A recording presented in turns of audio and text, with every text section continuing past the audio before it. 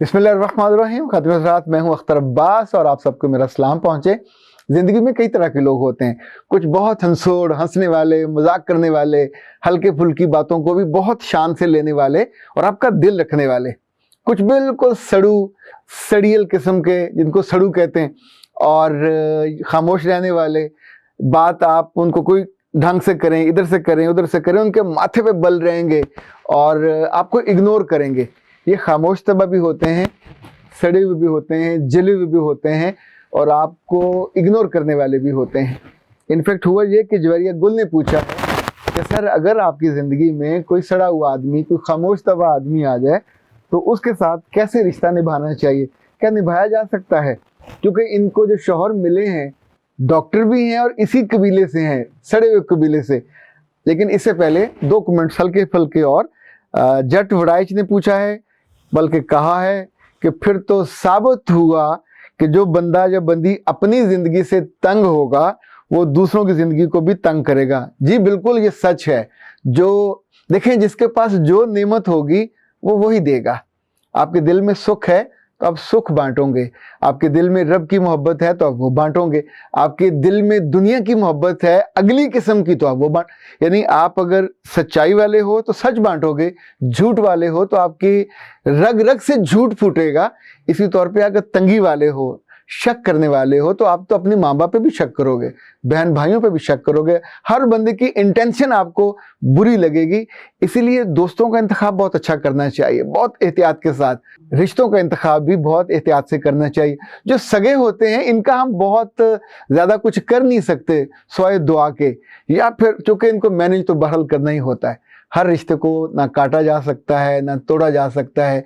पिछले दिनों खातून ने मुझसे रब्ता किया और माशाल्लाह ऑस्ट्रेलिया में वो पिछले कई बरसों से हैं, पर उनका जो दुख था वो अपनी सगी बहन से था। उन्होंने कहा मेरी एक ही बहन है और वो इस बात पे मुझसे जलती है या मुझसे नाराज़ है कि मैं अपनी वालदा के इतना करीब क्यों हूँ। तो अब हम दोनों की शादी हो चुकी है और मेरे मन में है कि मैं उससे बहुत मोहब्बत करूं, उसके करीब रहूं, लेकिन वो मुझे अपने करीब नहीं आने देती।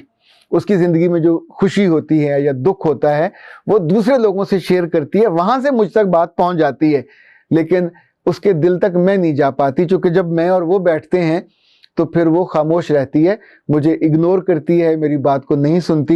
ये हमने कोई 2 घंटे का सेशन लिया, तो उसमें फिर मैंने पूरे उनको तरीके बताए कि कैसे आप उसका हाथ पकड़ो और कैसे उसकी आंखों में झांको और कैसे उसके दिल में उतरो। It's possible. ऐसे खामोश तबा, सड़े हुए इंसानों से रूठे हुए लोग हों या लोगियां, दोनों के दिल जीते जा सकते हैं।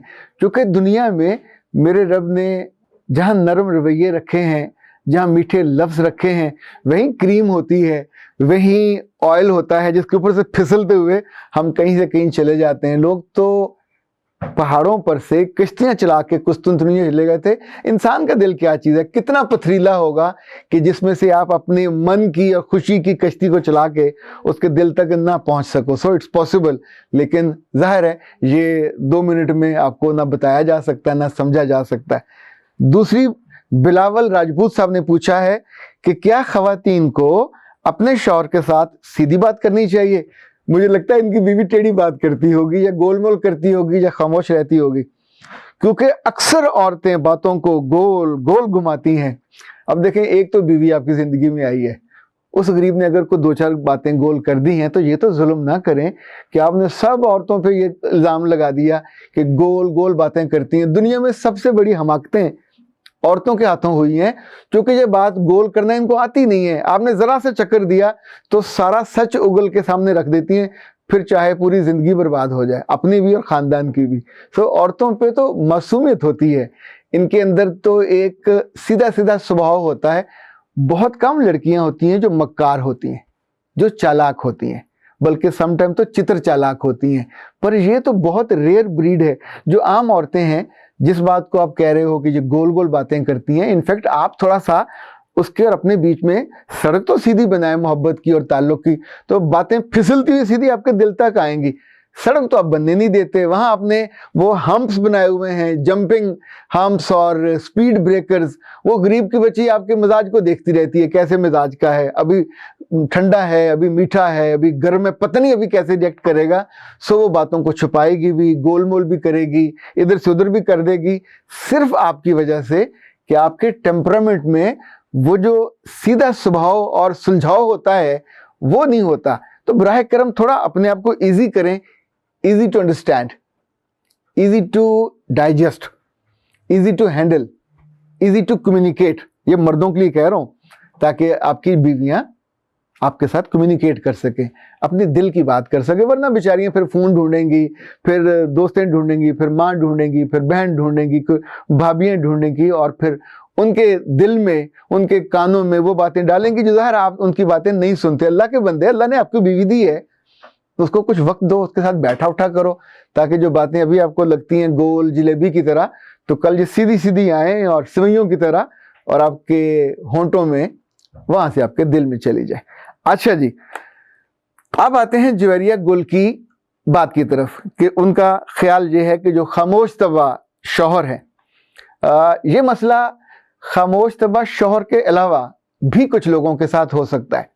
मसलन एक बच्ची ने लंदन से राब्ता किया और she was so cool and काम एंड लविंग, और वो बातें करते हुए रो पड़ी। आप सोचिए कि कभी कोई लड़की खूबसूरत हो, नौजवान हो, अभी साल 6 माह उसकी शादी के हुए हों, और वो अपनी सास को याद करके रोए और वो कहे कि मेरी सास मुझे फ़ोन नंबर नहीं देती, मेरी सास मुझे अपनी बेटियों के नंबर नहीं देती, मैं उनसे बात करना चाहती हूँ, मैं उनकी बेटी बन के रहना चाहती हूँ। जब वो हमारे घर आती हैं तो बिल्कुल खामोश तबाह होती हैं, बात ही नहीं करती, और मेरा मन है कि मैं उनकी बेटी बन जाऊँ। She was so clear. उसको ठीक से उर्दू बोलनी नहीं आ रही थी, उसके लहजे में पूरी वो अंग्रेज तहजीब थी। ज़ाहिर है वो 18-19 साल से वहाँ है, पर अपनी माँ की वजह से या अपनी दादी की वजह से या अपनी किसी और अजीज़ा की वजह से, आई डोंट नो क्या रीज़न होगी, उसे रिश्तों का मान है, उसे रिश्तों से मोहब्बत है। एंड शी वॉज विलिंग कि मैं उसको ये बताऊं कि अपनी वो सास के दिल में कैसे उतरे और वहाँ जगह कैसे बनाए। यानी इस बात पे वो इतनी हर्ट हुई थी कि आप बताइए कि अगर कोई मेरा अजीज मुझसे पूछे कि तुम्हारी सास का नंबर क्या है, तो मेरे पास नंबर ही नहीं है। अगर कोई मुझसे पूछे कि तुम्हारी 2 नंदे हैं, उनके नंबर कहाँ हैं, ज़ाहिर वो भी लंदन के आसपास कहीं रहती हैं, तो कहीं ना कहीं तो आना जाना होता है, खाने वाने पे जमा होते हैं। तो मैंने उससे गुजारिश ये की कि कभी अपने मियाँ के कानों में अपनी सास के खिलाफ बात न करना, कभी अपने मियाँ के कानों में कोई ऐसी बात न करना जो उसकी बहनों के खिलाफ हो, इसलिए कि तुम्हारे जाने से पहले वो पिछले 24-26 साल से इन रिश्तों के साथ ही इज कंफर्टेबल, उनको ये अच्छे लगते हैं, उनको इन रिश्तों में कोई नक्स नजर नहीं आया। अब जो प्रॉब्लम आपको फील हो रहा है, इसका मतलब ये है कि आप दोनों के बीच में जो डेफिसिट है, डेफिसिट कहते हैं खसारे का, जो एतबार का डेफिसिट है, मोहब्बत की कमी का डेफिसिट है। उसने पूछा सर आप ये कैसे कह सकते हैं? मैंने कहा बेटा जी, आप इस घर में खुद तो नहीं आए, वही सास आपको लेने गई, उसी ने पसंद किया, आपके मियाँ ने तो आपको पसंद भी नहीं किया, देखा भी नहीं। माँ ने कहा कि करो, उसने कर ली। उसकी बहन ने कहा कि लड़की इज गुड, कर लेते हैं, इनोसेंट है और कम बोलती है। अब जब आप इस घर में आ गए हो तो आपको अपनी सास को ये यकीन दिलाना है कि आप उसकी बहू नहीं हो, आप उसकी तीसरी बेटी हो। इस बात के यकीन दिलाने में कितने साल लगेंगे, कितनी दिहाइयाँ लगेंगी? अगर हम किसी अदारे में काम करते हैं किसी एक बंदे के साथ, किसी 4 बंदों के साथ, तो मेरा ख्याल हमको चंद हफ्ते लगते हैं उसके दिल में इस यकीन को बावर कराने में। I am so sincere, dedicated, और मैं वफादार इसलिए हूँ कि मुझे आपसे वफादारी का अजर अल्लाह के यहाँ भी मिलेगा, क्योंकि अल्लाह के रसूल की हदीस है कि जो अपने बॉस का वफादार, जो अपने मालिक का वफादार, अल्लाह उसको जन्नत का वादा कर रहा है। इसी तौर पे याद रखिएगा, ये जिससे वफादारी आप करना चाहते हो, ये तो आपकी माँ है, आपके मियाँ की माँ है, और ये रिश्ता सारी दुनिया में सिर्फ लड़ाई का रिश्ता नहीं है। मैंने कई जगहों पे ऐसे रिश्ते देखे हैं, ऐसी खवातीन के बारे में सुना है, जाना है।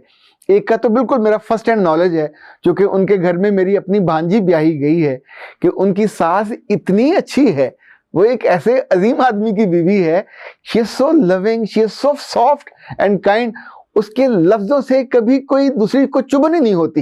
वो अपने बेटे को और अपनी बहू को स्पेस देती हैं, हालांकि खामोश तबा हैं लेकिन हर्ट नहीं करती, हालांकि खामोश तबा हैं लेकिन इस्तफसार और टो नहीं लगाती। नतीजतन उनका बेटा भी राजी है, उनकी बहू भी राजी है, उनसे जो जुड़े हुए रिश्ते हैं वो भी राजी हैं। दिल आपका अगर अच्छा हो तो आपकी रूह भी अपने आप अच्छी हो जाती है।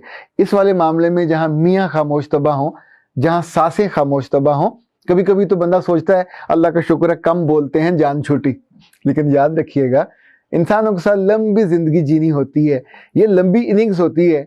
जैसे टेस्ट मैच होता है तो टेस्ट मैच में आप 2-4 शाटें मार के वापस पेविलियन में आने की जल्दी नहीं होती। यू हैव टू स्टे, आपको वहां क्रीज पे रुकना होता है, सेंचुरी बनानी होती है, क्योंकि आपके रिकॉर्ड में तो यही जाती है कि आपने कितने 100 किया, 200 किया, 300 किया, 50 पे आउट हो गए या 0 पे आउट हो गए। तो कभी किसी के खामोश तबाह होने से, कभी किसी के सड़ियल होने से, कभी किसी के कम गो होने से आपकी जिंदगी की क्वालिटी खराब ना हो, ना जाया हो। उसको प्लान कीजिए, उसके लिए कई टूल्स हैं, कई तरीके हैं जिनके साथ उसको ठीक किया जा सकता है। अब सोचिए, एक ज़माने में जो गाड़ी का टायर जब पंक्चर होता था तो टायर उतारा जाता था, उतार के फिर उसको खोला जाता था, फिर पंक्चर लगता था ट्यूब में, फिर ट्यूब मिस हो गई, फिर टायर ट्यूबलेस आ गए, फिर उनको उतारे बिना वहीं लगे लगे उनके पंक्चर लगने लग गए। अभी ऐसी चीज़ें भी आ गई हैं कि आप वहीं एक आराम से जैसे इंजेक्शन सा लगता है और अंदर से पंक्चर ठीक हो जाता है। इनफैक्ट अगर चीज़ों की मुरम्मत के लिए तरकीबें और टूल्स इंसान बना सकता है तो इन रिश्तों को मुरम्मत करने के लिए और इन्हें ज़्यादा मुफीद और ज़्यादा यूज़फुल बनाने के लिए हम क्यों नहीं बना सकते। ज़रा सोचें, ज़रा गौर करें, ज़रा आपस में इन मौज़ूआत को ज़ेरे बहस लाइए। यकीन मानिए ज़िंदगी बहुत आसान हो जाएगी। अख्तर अब्बास को दीजिए इजाज़त। अस्सलाम वालेकुम।